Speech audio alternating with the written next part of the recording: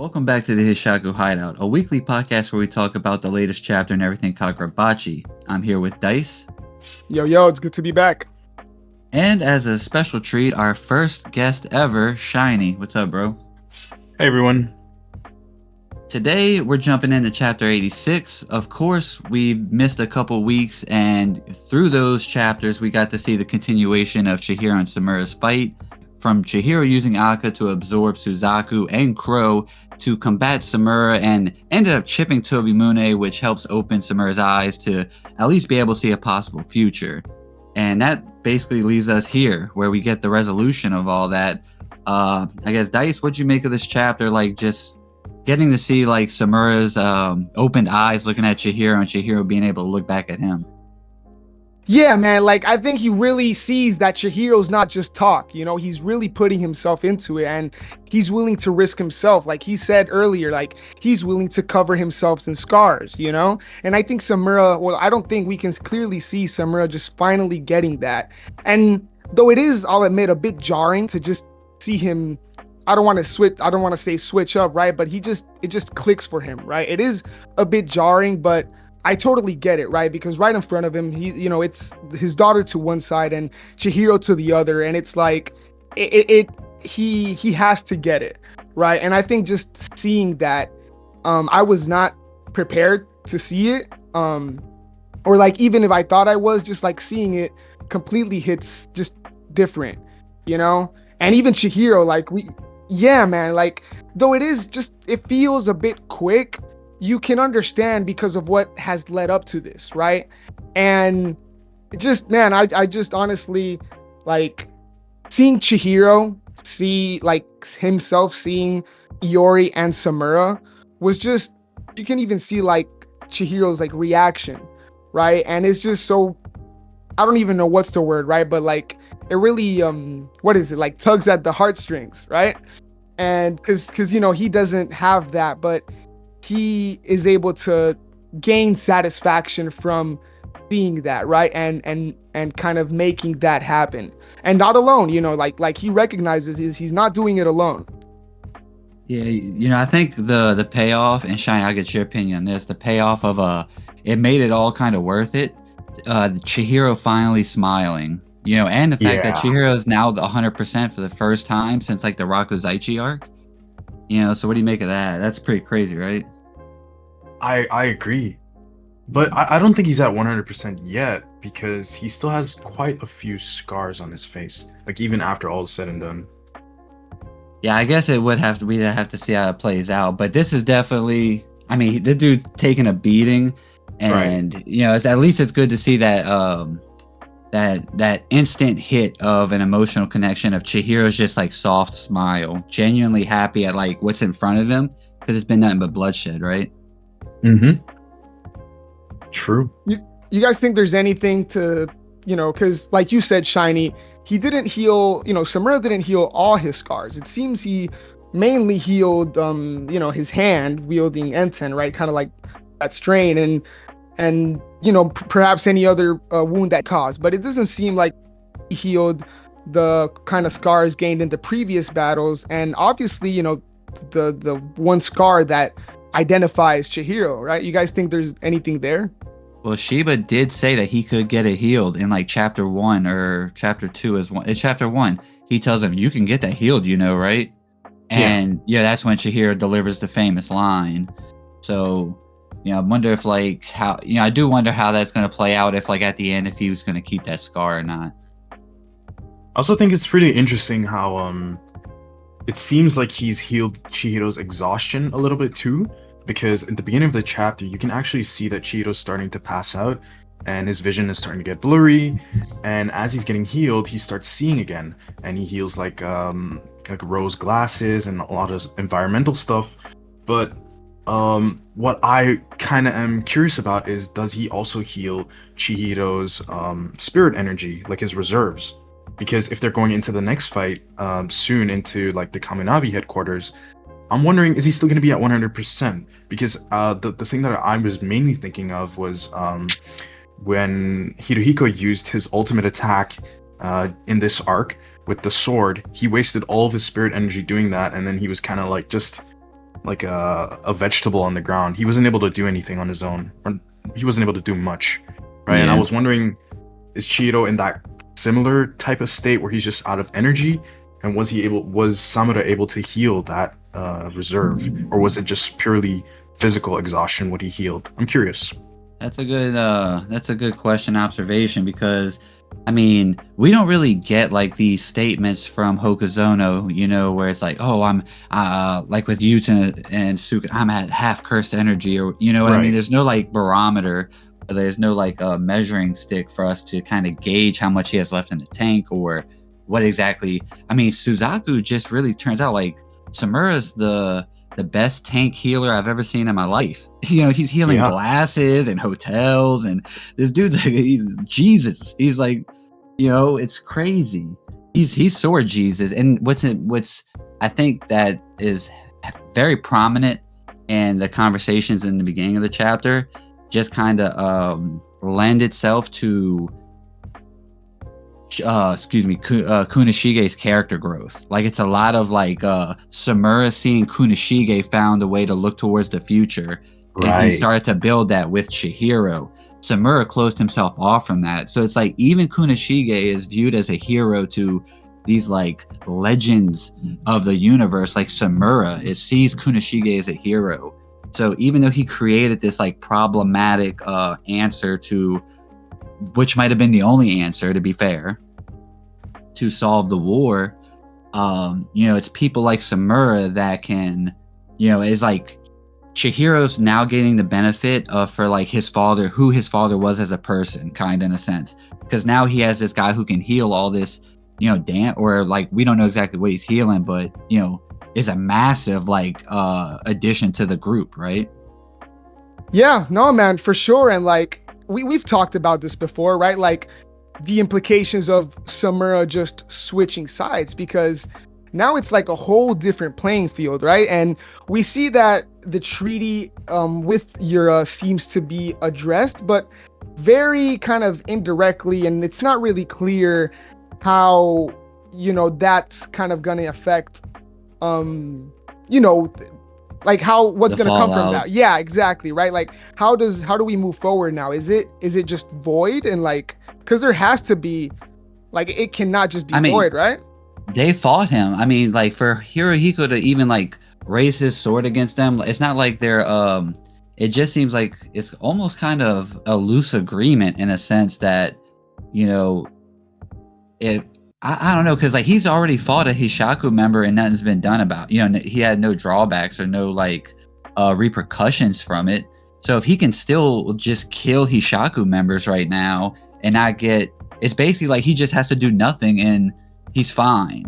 You know what I mean? As long, I don't know. It's kind of what do you make of it, Shiny? Because it is kind of like a broad like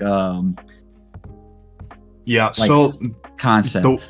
the way how I interpreted it was that it is a conditional pinky promise. So these pinky promises are treated as something that is unbreakable.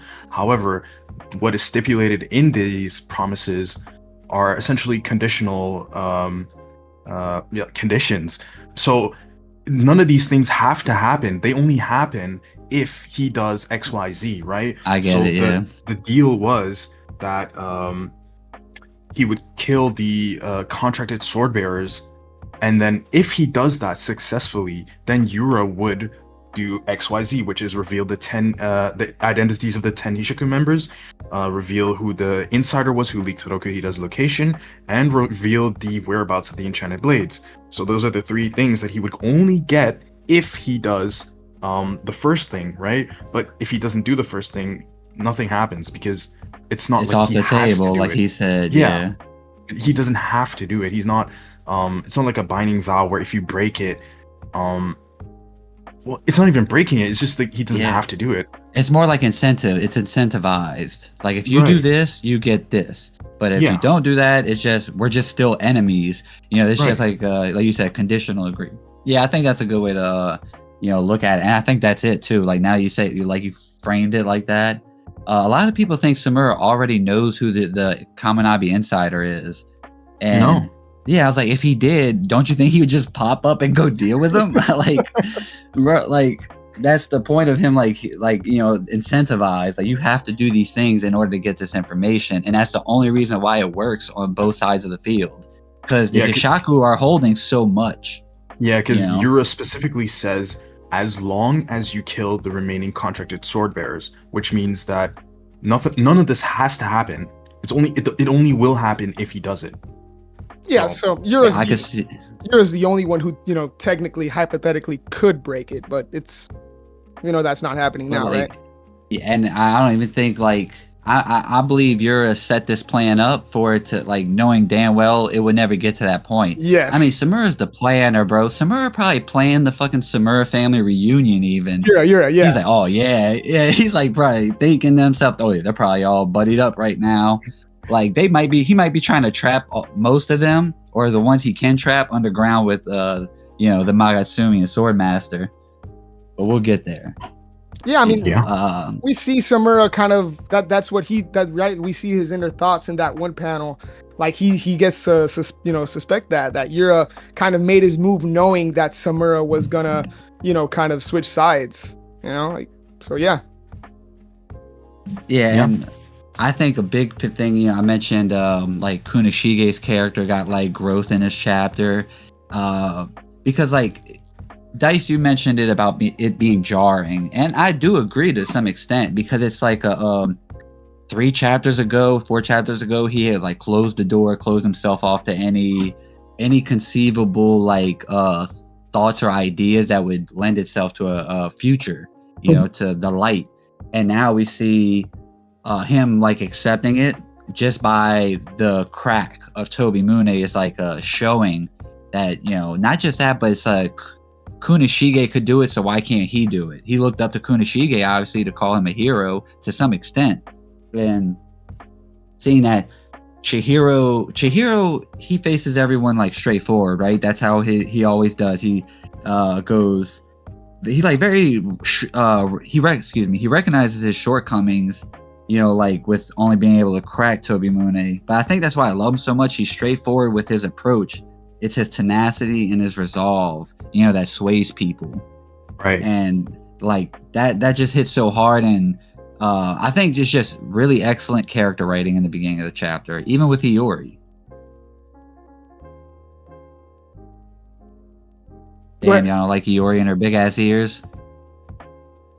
No. I'm just playing. No, but I mean, we can just jump to, really, I just want to talk about the ever so fire panel of the flashback where we see the sword bearers against the Magatsumi and the Swordmaster. Oh, great one. Man, that has to be the best spread in the series, in my opinion. I mean, there's so many great ones. I mean, it's such many great ones. It is the art is just impeccable, and I mean, he's just standing up there floating on a destroyed top of a building, and you see it's with Centipede and all his little move set, but the person who stole the show is Mikasa, right? That design is so gangster. Yeah, Misaka's design is nice, bro. I like it. I need to see the front pause. I'm getting Zabuza vibes from it. I don't know why. Oh, 100%. There's a character in my head that I could picture the character. It's an old video game character, look just like that. But I don't know. I have to look it up later. But man, that's we're just robbed of that design. Dice always brings it up, how we get cool looking designs and they just get dealt with so quick. Right. I think that's speaks volumes to Hokuzono, that it's just his Kubo. Kubo has this unique his thing is design. His character designs are so impactful. And I'm not saying Hokuzono is as good as Kubo, but I think Hokuzono has such a wide bag and variety that his normal fodder villain designs are something new to us as readers. Agreed. The artistry is so good. But I think what's most interesting about this panel specifically is that we get to see quite a few abilities on display. So if you look closely, you realize that everything is floating. How is everything floating? Well, Uruha has a play ability. Remember, he can control objects with play. So when he does that, things can float. we see that Misaka has a lightning cloak, which is the same thing that Sojo used to amp his speed. We see that Tobimune is currently using Crow to spread feathers all over the battlefield, which he can teleport to and use it as support. We don't know what the Subaru is his name, and the girl are doing. We don't know what they are doing, but we also see that the Swordmaster is using Centipede, and it's like way bigger than when Kiora used it. So I think it's pretty interesting to see all these abilities on display at the same time. I think the placing of the characters themselves tell you a lot as well. That Uruha and Samura are very support, where we see the female sword bearer and Subaru at the front. Right. You know, they're in front of them. They're like the head, so their abilities have to be something that like helps them, you know, be able to contest that close with this like monstrosity of a swordsman. And by the way, Crow is so like Crow mixed with Suzaku is unfair because he can tell where attacks are coming from and then also just heal his homies because he has an AoE heal. You know? True, yeah. True. So like he's like the best support. Like he can almost like tank from any like where on the map. Like Samura, I don't know how you're gonna like overcome, and that's maybe what I worry about is like Samura. He set the bar very high. And this is like a good problem to have, right? You know, being able to create a character of such quality and impact that you worry about what's to come next. You know, but I think Hokuzono, I'm not worried. Yeah, even with Uruha. Uruha is a very vanilla like story compared to Samura. Like not in a bad way, but Uruha's character is still loved and he is solid. You know, he's a great addition. So it's like these don't have to be like these grand like 40, 50 chapter long character arcs. They could be just like simplistic in nature. You know, that's like, exactly why I'm not worried. I think Hokuzono's got it, bro. I have full faith in him. He's got it. Yeah, I personally said this a while back and made a video that like I think his best aspect of storytelling is his ability to keep the week-to-week read very engaging and fun. Mm-hmm. Like, you know, we really see like this is the end of the arc, essentially, the Sword Bearer's assassination arc. You know, we can literally just jump into a new arc next chapter that's like kind of a splintered off, you know, it goes from Sword Bearer's assassination to Kaminabi HQ, and you know they kind of bleed into each other. But like you can't tell where he's gonna go. Gege was good at that. Like you just never know what's gonna pop up. But like I didn't expect to see this panel right here, you know, this spread of Mikasa and the other sword bearers, all, like at this point. Yeah, that was interesting placing. Go ahead, Dice. I was just gonna say that was definitely a standout panel for sure. And like you just said, you know, I was not expecting it. Interesting placing, 100%. Yeah, where we go from there, it's like basically Hokuzono likes to you know, gas up people, and then kind of like he gasses them up by a statement or something, and then like they appear, and we see like this the battle in Shikoku to try and bring back the Magatsumi and Kenshi. Then we get to actually see what is up with his like prison, which it's kind of weird that he doesn't have that chain on him anymore. Maybe that was a symbolic chain that we saw like a handful of chapters ago. Because remember they drew the backside of him and he had like a chain connected to him. He don't have that anymore. So maybe that was just a throwaway thing by Hokuzono. But those life support barriers, that's just not fair, bro. That's some wicked shit. I mean, he deserved it. Oh wait, no, yeah, I'd be pissing on him too. I'd have a little like fuck that. Very dude. Quickly about the chain. The thing about the chain is that it could just be that Hokuzono forgot to draw it, because we saw in the volume releases that he drew Hirohiko's hand tattoo on it as a correction, which he forgot to draw for some reason for like 10 chapters straight. Oh, so, I remember that. Yeah. I don't know. We'll just have to wait and see. Bro, they said this dude didn't have enough like energy to even kill himself, and this motherfucker just got up and said, fuck it, I'll do it myself. He's like, you know, yeah. Like, it's insane. I want to know what y'all's opinions of like what happened here. Like what's making him move now? Is it something, a feeling of like I don't know, like a connection to just the Magatsumi? Is it a feeling? I have my own idea, but I want to hear what you guys think is making him stand up right now. Go ahead, Shiny. I got nothing. You go ahead. Okay, no, okay. Yeah, I mean, I told you or like we talked a bit about this, Tiberius. Like, I would like to see that it has something to do with what's going on upstairs, right? With Yura. But that might just be wishful thinking, because there's this common trope, right? That's like by sheer will or like bloodlust, which we've kind of seen already in this story. And the only thing I ask for is it to be a bit more than that, and for this kind of timing to coincide with what's going upstairs with Yura, right? Like, that's what I want more of now. Like, I want to know, like, now that Samura's kind of been dealt with already in terms of like his story, because right, he still hasn't been quote unquote like actually dealt with, right? Like, I do wonder what's Yura's response, even if he already accounted for Samura switching sides. Like, how's he gonna kind of combat that, right? Because now there's 2 enchanted blade bearers on the good guys team. So is this with with the sword master kind of directly provoked by Yura? Like, you kind of theorized, Tiberius, and I'll let you kind of go deeper into it, but like, is this some sort of like spell, or what exactly is going on? I would like to see more than it just being the sword master kind of like I said, just by sheer will, right? Like, like they're pissed off. Yeah. So as you were talking, I just kind of remembered, all the enchanted blade contracts, they are tied to him. So originally I had this idea of, what if there was like a drawback to using the enchanted blade's power, like a recoil effect, but it doesn't go to the user, it goes to the sword master. Like, all the negative karma goes to him because it's tied to his heart. What if the other 2 sword bearers actually have already died, and that's given him, because he doesn't have that extra like that extra bindings to his heart, that's what's giving him the strength to stand up, like this this incentive, like this instant like release of like tension essentially on his heart.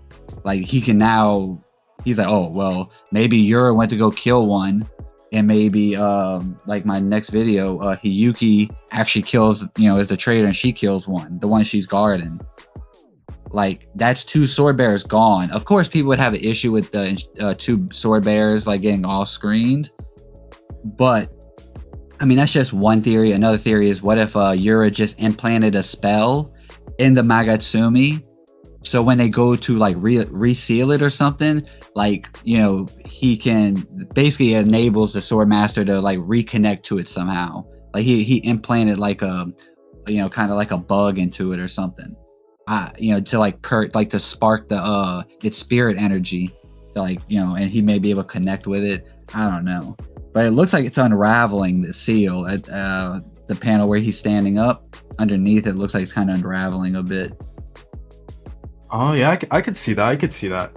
But what I was kind of more so thinking was that there is, again, a difference between your spirit energy and your physical energy, as in just like how tired you are. Right. So what we are told is that the pillars give him basically life support, so he doesn't need to be fed. So he's at like minimal levels of physical energy, but that doesn't mean that his spirit energy is as low, because we know that, for example, Samura didn't have his blade for a really long time, and despite that, as soon as he picked up the blade again, he was able to become stronger in the time that he didn't have the blade. He was basically evolving his true realm when he didn't have the blade, and as soon as he got it, he was way stronger. His ability with Suzaku evolved, right? And so the idea here is that all this time, for 18 years, he's been sitting in silence, just building up spirit energy, right? And it gets even worse. And I'll tell you why it gets worse. Because if you look at the panel before they say that, or the page before they say that he's sitting in silence, we see these guards of Kamunabi who are monitoring his room at all times. And so one of the council members, he comes into that room and he's kind of like checking up on him too. So one of the guys who were monitoring him asks, do you think he's picking up on all of what's happening above with the Kamunabi raid on the headquarters? And the council member says that he couldn't possibly be, right? And so I think that this is a red herring implanted by Hokazono to kind of give us the idea that he can't, but in the meantime, he actually is. And I think it goes even deeper than that. I think that Yura was using the Rakuzaichi and Kyora as a proxy to kind of further his plans. And one thing that I think was really interesting was that they mentioned at some point in the story that the island of Shikoku was sealed off. And we know that the island is full of flowers.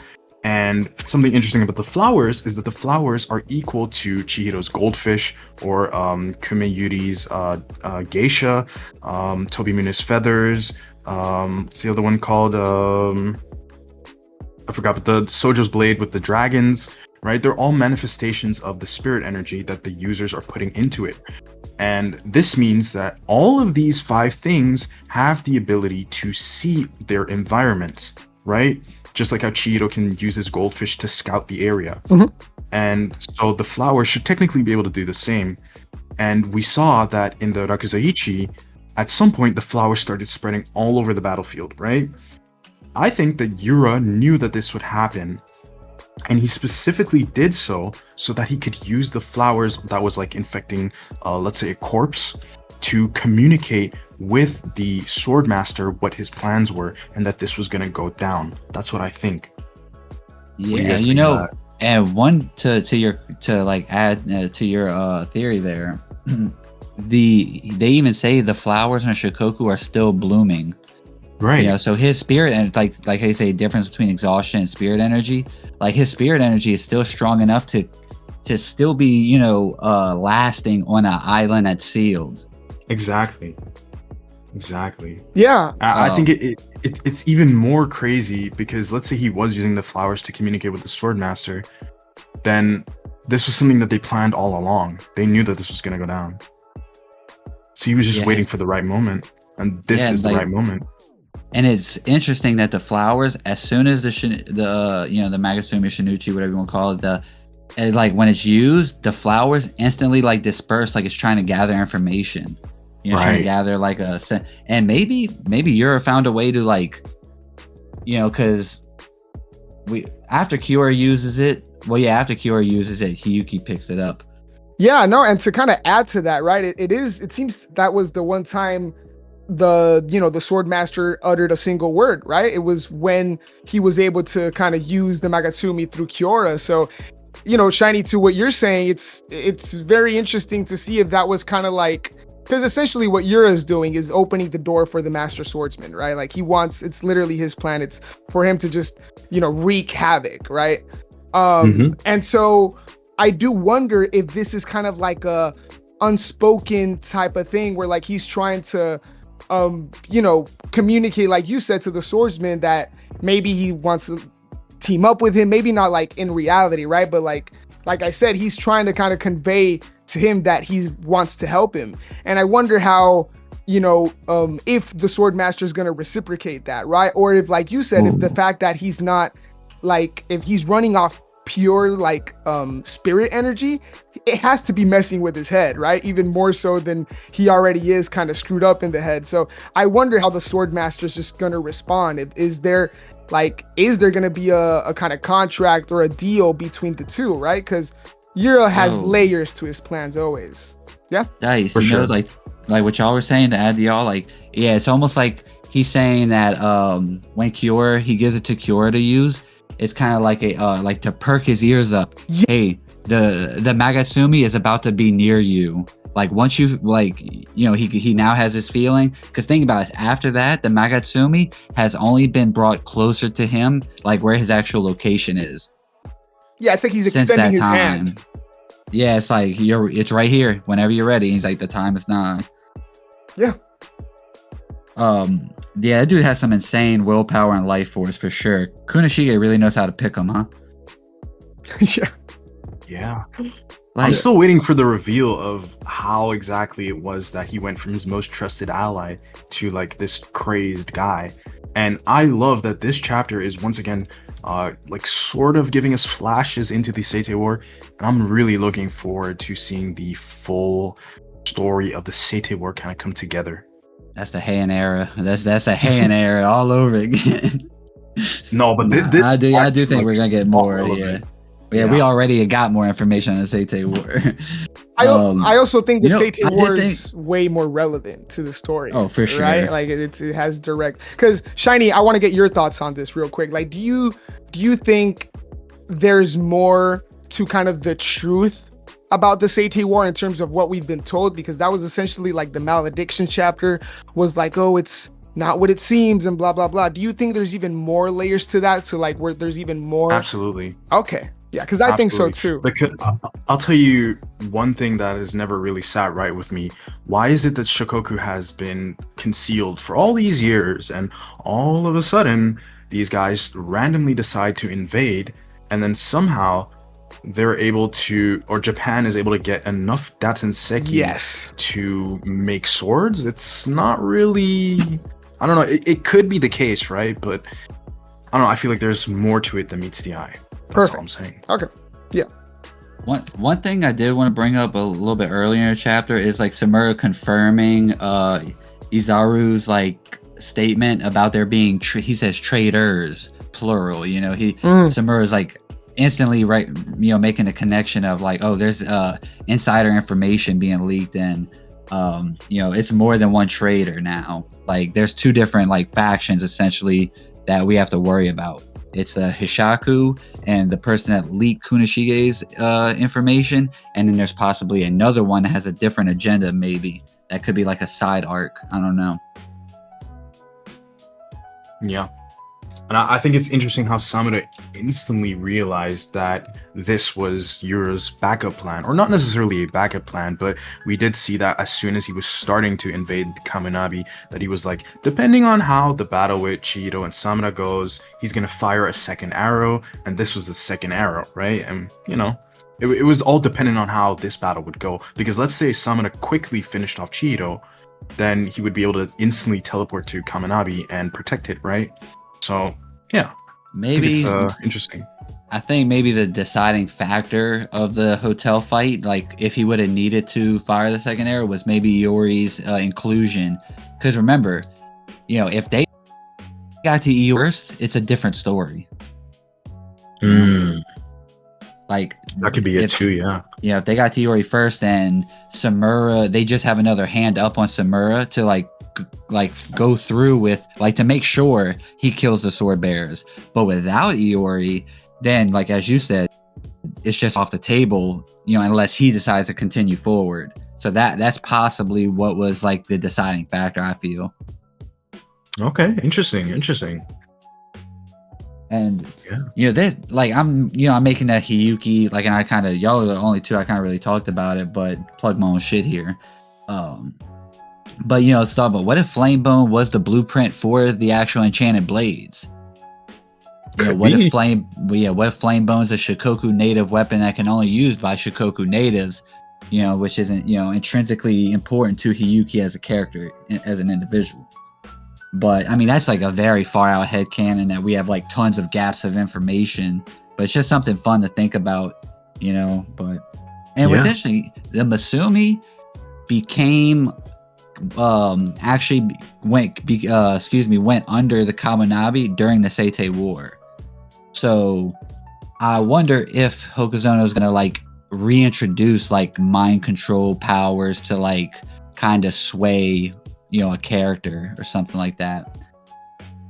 What do you mean? Like Hiyuki, she would be a young girl at the time of the war. I see. Mind control, the Masumi, they like to do mind control on, young kids. That's what they're known for. That's, now let me stop before I get hate in the comments. But no, I mean, yeah, overall, I think this chapter was kind of not necessarily what Kagurabachi needed, but I think it really answered a lot of things for me personally about how I felt, because there were some things that was up in the air for me. But Samura even recognizes that, no, Iori kept up her sword training the entire time.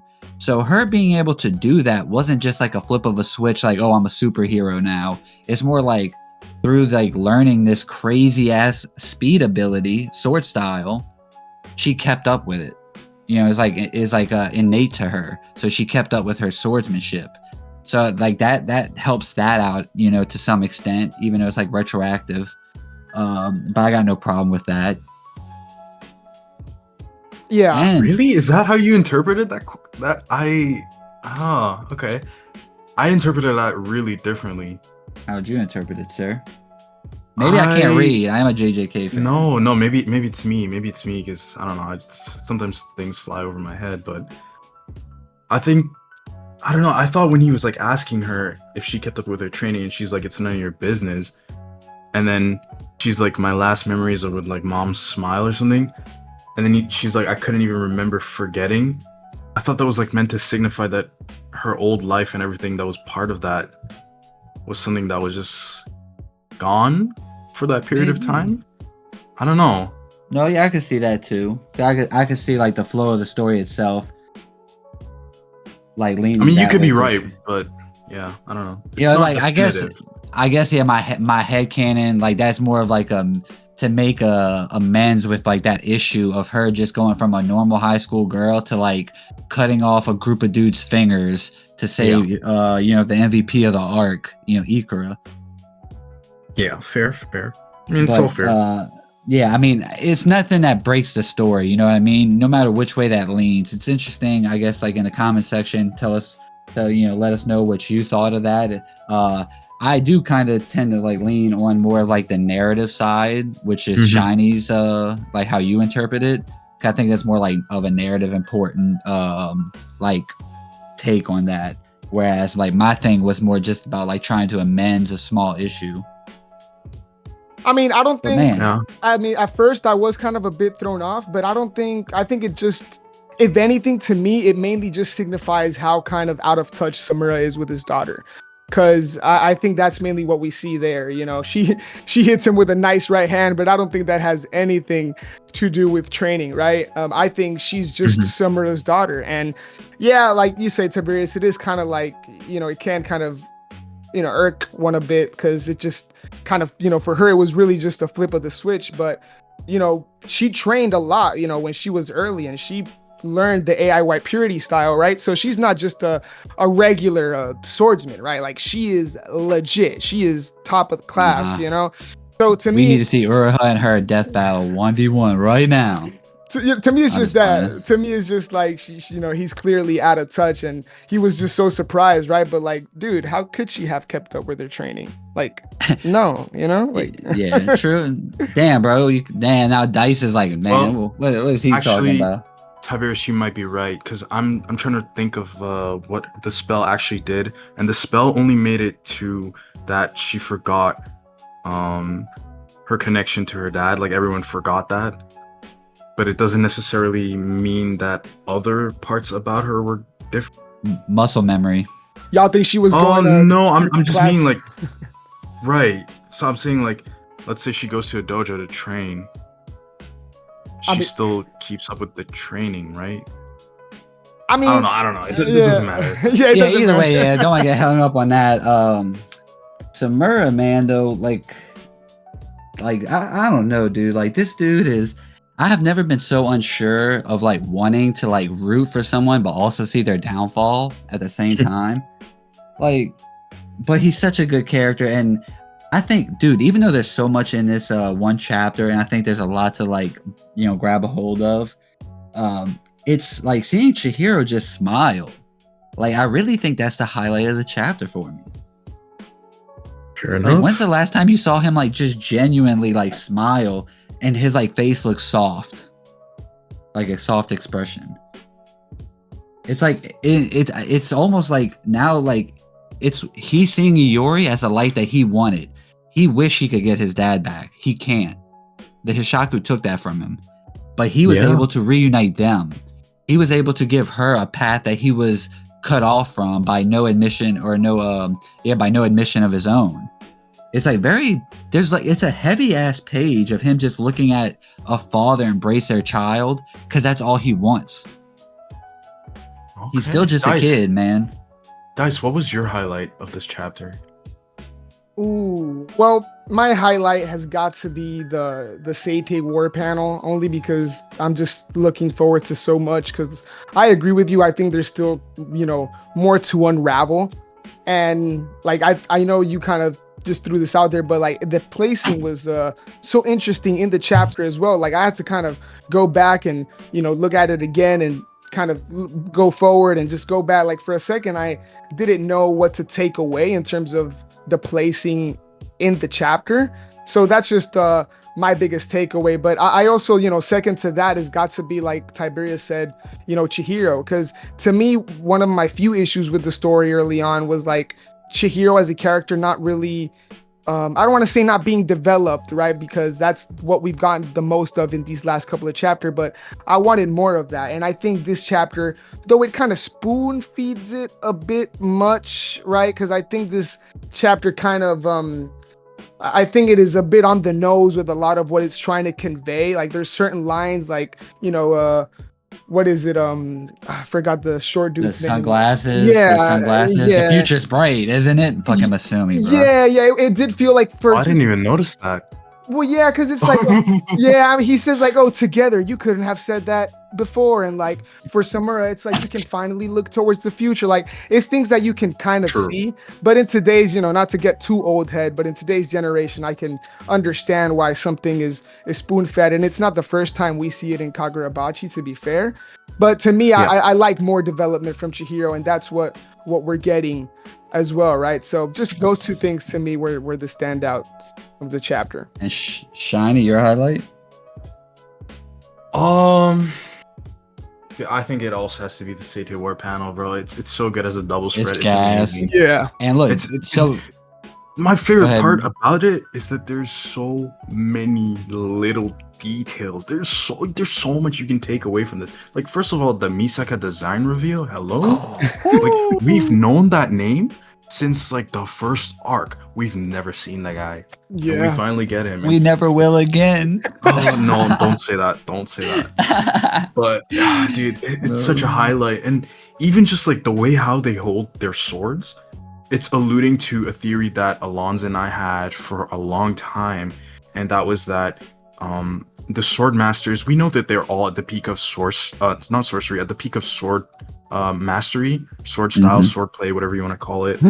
But we know that Uruha and Samura were the only ones who had EIY purity style, which means that there are other sword techniques that should rival them on the level of skill or mastery, right? And we see that Misaka is holding it above his head, kind of like A freestyle kind of. He's kind Right. of like a freestyle, like kind of like Right. Sojo, just a brute with a sword. Exactly. And then you look at Subaru, and he's holding it in a traditional kendo stance. Mhm. And so maybe like kendo is something that is able to rival EIY purity when there's sorcery added into the mix, right? We don't know. But Yeah, I no. love little details like that. It's an amazing panel. Yeah, I can see it. I kind of think the female sword bearer might be like a speed thing. Yeah, I Or want a to. bug, speed or bug. I think those are my two would guess. Yeah, and I want to add to because Tiberius, I think earlier this episode you said how we could really see in this panel how like Uruha or I think like Tobi Mune was meant for like support, and because Subaru and like Misaka as well as the girl are like on the front lines, it kind of harkens back to something I had talked about a few episodes back, where as the story proceeds, right, we've only like everything seems to be getting upscaled, right? Like the villains, the abilities, and obviously that's the way it should work, right? As more abilities kind of get introduced in this story, we've already seen like how strong, like even because we know Samura is what like second in terms of the sword bearers, but Uruha's like no slouch either. So I do wonder how like Subaru and the chick kind of compares to these other guys in terms of sorcery with the enchanted blades as well as like swordsmanship, right? Because though I don't think they're gonna be developed as much as characters themselves like Samura and Uruha work, I do think we're gonna see some crazy abilities. Facts. Or they could be dead already. Yeah, as well. Yeah. Well, in No, that I'm case, just playing, I'm just we'll playing. see them through the swords, if anything, right? That means, yeah, that I'm about to say that means the stories are gonna end in 100 chapters for sure. Oh no, please. Another thing is like to bring up to like y'all's about this panel. This could just be also Hokuzono playing like fast and loose with keeping the reveals close to his chest. Basically, the swords that we can make out are the swords that we know. You know what I mean? True. Yeah. The other ones are far away. We can't tell not much, but he gives us just a little bit to like hold on to and to chew on. Yeah. Yeah. It's even like when you look at the colors of the swords, it's a black and white page in the manga, but sometimes we get color pages, and we know that Tobimune, for example, is black, and we know that the hilt or the what is it called, like the guard, the circular thing around the blade. The Suba. Is that what it's called? The Suba? Yeah, I think that's what it's actually called. It's gold. I don't know if the blade itself is also gold, but Uraha's Suba is gold. So each of them have a different color, and I'm interested in seeing if we're ever going to get all the blades in like full color, if they're going to have like different colors. That would be pretty cool. I don't know. There needs to be a color, like a nice big like announcement page for the anime, and it's just each like high detailed of the swords like side by side and like full like full resolution colored. Yeah, that'd be perfect. And look, let's not like no slouch. The sword master's just up there aura farming on top of building, like looking devious, like a demon. Satan's about to take stage, bro. Yeah. Now the last thing I want to talk about. Well, one, shout out to my boy Yura, leader of this Hishaku. He has a fire panel in this, but we'll end after this because I just want to get y'all's opinion. As Ro gives Samura the glasses, right? It's like Samura was blind. He had the glasses on, for whatever, that's his thing. That was his design. But like, he healed his eyes. He can see, and he's like, here's like glasses, like the future. Basically, the future's bright, right? Like saying he has a lot to look forward to. He puts the glasses on, and right underneath it, it's the full page is just black at the bottom. And then that's when we turn the page to the actual, the spread from the Seitei War. All right, do y'all interpret that as Samura's like still got death flags like coming relatively soon? I think so. I 100% think so. I'm still expecting him to die. Maybe not as soon as I thought, because I originally thought like in the next 5 to 10 chapters. With what we've seen recently, that might be a bit more. But I could also see it being the same or even less, right? Because we've already talked about this, right? But it was a quick switch up, right? So I wonder how much more like he's gonna stay in the story, like how much more is he going to do, right? And he's too strong, to be honest. Well, I'm not even too worried about that, because I do think that good writers know how to kind of write around that.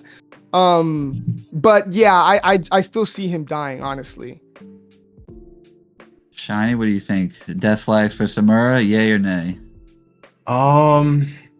I thought he was gonna die since like the start of the arc, since he showed up. But honestly, I think I've switched up. Okay. Me too, brother. I don't know if he's necessarily gonna die this arc, or maybe later on in the story he might die. I don't know. But what I will say is that I think he's nerfed from here on out.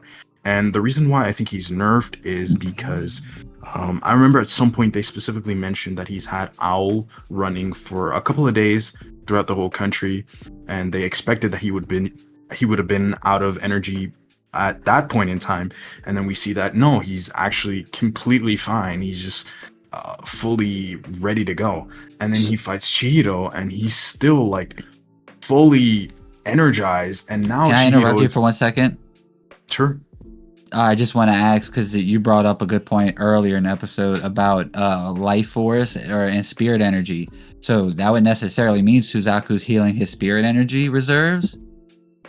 Well, that's kind of where I was heading at, because it's either that he's healing spirit energy, right? Or his reserves have grown that much, and he's slowly gonna be running out of steam soon, because Chihiro at the end of their conversation, he asks Samura if together they would go and help the Kaminabi, and he's like, Tobimune was originally crafted for support. I need you to use your powers to heal the injuries that I'm going to incur.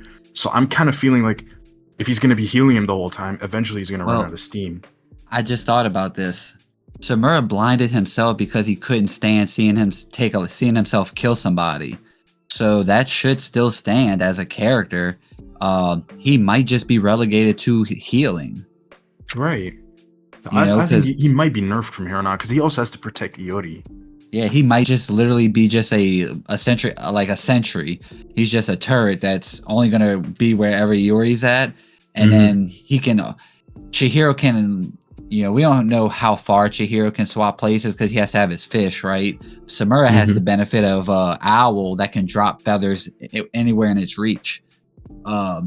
So it'll be interesting to see exactly how they use him. But I do think, now that I think about him not wanting to see like him murdering people, that may be like the twinge. Like, oh, we get Samura back, but not as a combatant, but as like intelligence, gathering and healing, right, which is still huge, by the way.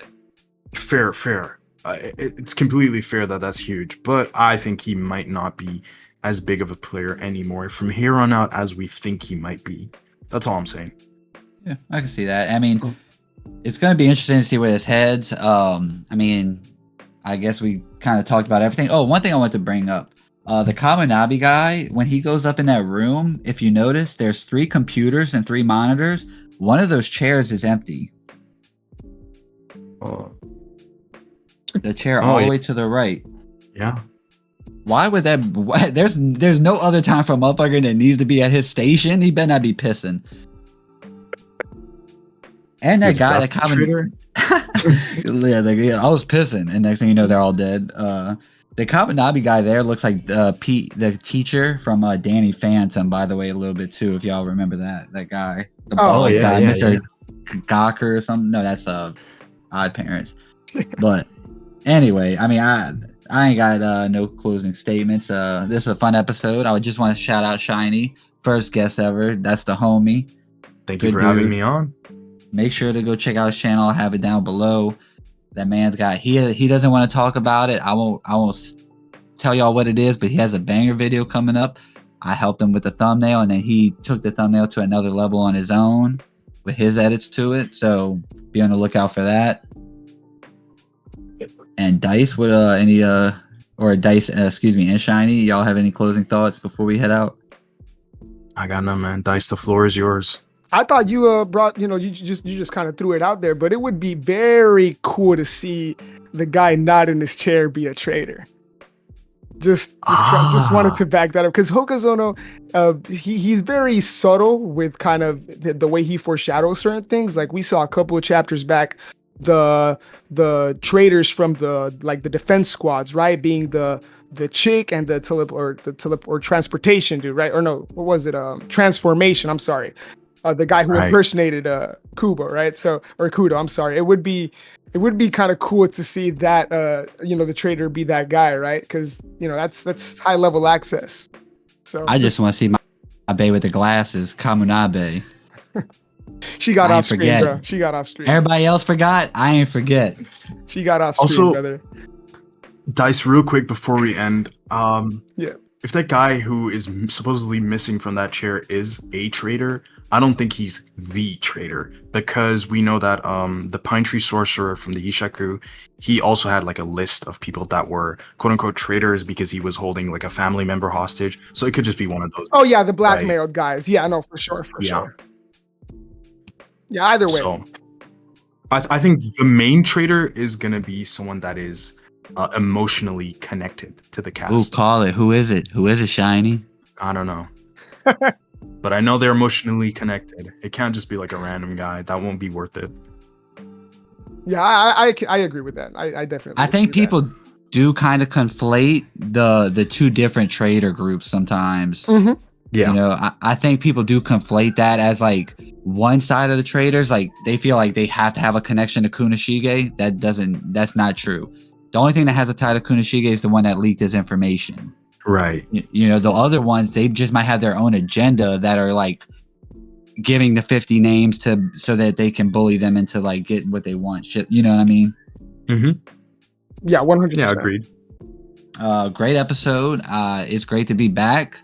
Yes, We'll sir. continue our consistency from here on out, and now that we have a guest, we'll be a little bit more fast and loose with like ideas. But I appreciate you again, Shiny. Make sure y'all check his channel out. Check out Dace's channel, and while you're at it, might as well check out mine. And till next time, peace. Peace. See ya.